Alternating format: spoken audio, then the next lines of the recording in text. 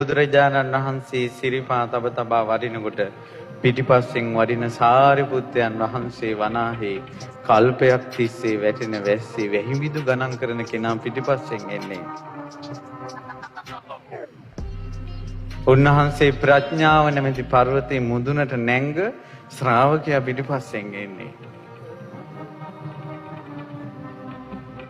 බුදුරජාණන් වහන්සේ පිටිපස්සෙන් එන නීල වර්ණ ශරීරයේ ඇති උත්තමයන් තමයි ඉරහඳ අතගාන කෙනා.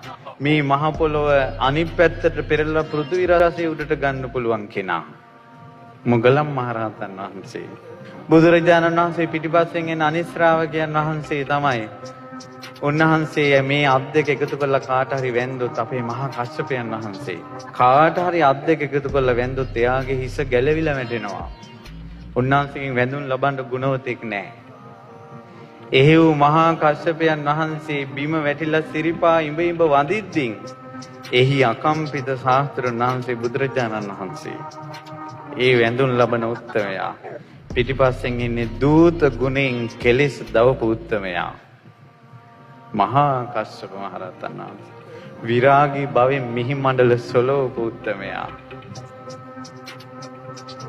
තප්පරයකට වචන 60000කටත් වැඩිය මතක දුටු දුරුවන්ගේ දුක් දුරු කරන ආනන්දයන් වහන්සේ පිටිපස්සෙන් වඩින්නේ.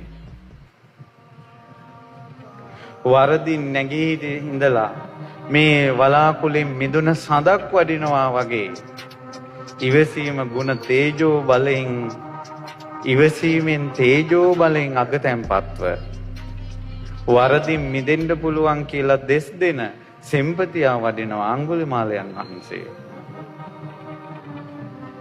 රාජ සිටු මැදුරු අත්හැරලා කසාවක් දරාගත් නිකලෙස් උත්තමයෝ පිරිවරාගෙන ඉන්නේ. මහා පර්වත පිරිවරාගත් මහා මේරු පර්වතයක් වගේ බුදුරජාණන් වහන්සේ නිකලෙස් මුනිවරු පිරිවරාගෙන වඩිනවා. මේ වනාහි බුද්ධ ශාසනයයි.